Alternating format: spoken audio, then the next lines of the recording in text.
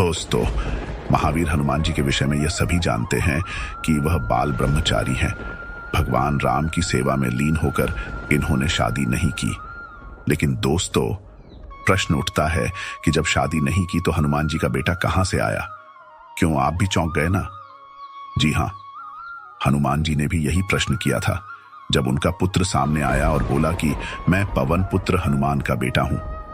और जब इनके पुत्र ने प्रमाण दिया तो हनुमान जी को भी इस सत्य को स्वीकार करना पड़ा था।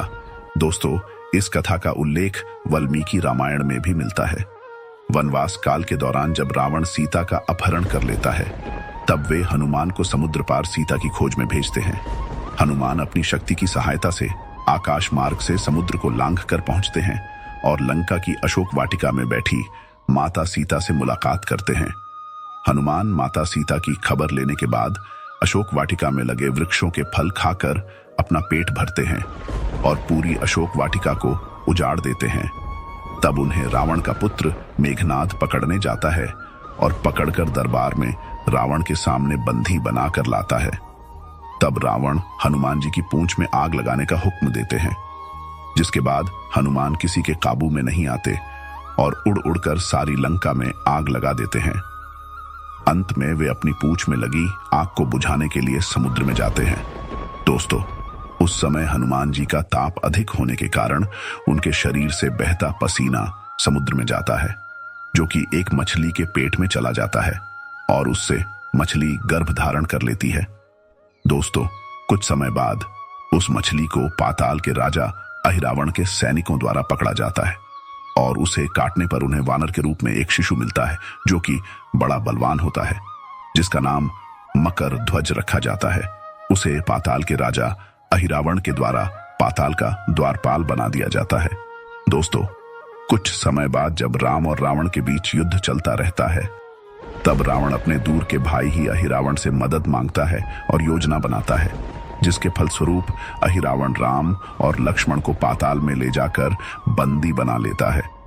उन्हें पाताल से छुड़ाने हनुमान जी जब पाताल पहुंचते हैं, तब उनकी भेंट उनके पुत्र मकर ध्वज से होती है।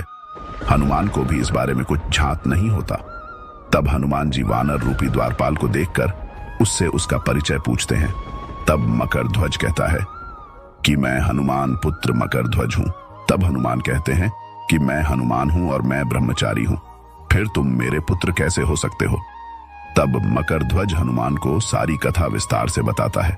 दोस्तों, उसके बाद हनुमान को यकीन हो जाता है। इसके बाद हनुमान मकर ध्वज से पाताल में आने के लिए द्वार से हटने को बोलते हैं। तब मकर ध्वज उन्हें मना कर देता है और कहते हैं कि वो भी अपने स्वामी का भक्त है, अपने धर्म से पीछे नहीं हट सकता। तब उन दोनों पिता पुत्र में युद्ध होता है, जिसमें हनुमान जीत जाते हैं और पाताल में प्रवेश करते हैं। उसके बाद हनुमान जी अहिरावण एवं महिरावण दोनों भाइयों से युद्ध कर उन्हें परास्त कर देते हैं और श्री राम एवं लक्ष्मण को मुक्त करवाते हैं। हनुमान अपने पुत्र को श्री राम से मिलवाते हैं। श्री राम मकर ध्वज को आशीर्वाद देते हैं और वे मकर ध्वज को पाताल का राजा नियुक्त करते हैं। इस प्रकार हनुमान जी का पुत्र मकर ध्वज पाताल का राजा बनता है। दोस्तों, विभिन्न कथाओं और परंपराओं में ऐसे सुझाव हैं कि भगवान हनुमान की एक पत्नी थी, जिसमें स्वर्चला देवी का नाम सबसे अधिक उल्लेखित है।